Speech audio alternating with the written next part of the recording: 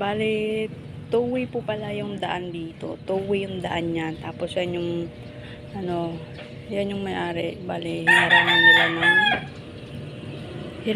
nila ng para walang pumarada. May nakasulat na fresh egg for sale yon.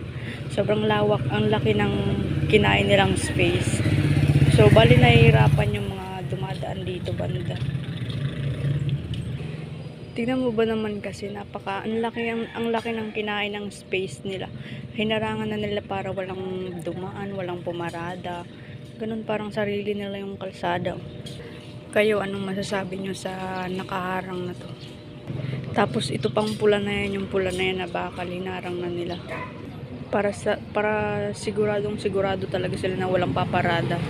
Parang sarili nila yung kalsada eh. Sinarili na nila yung sila yung may-ari ng kalsada. Tingnan nyo naman din. Oh.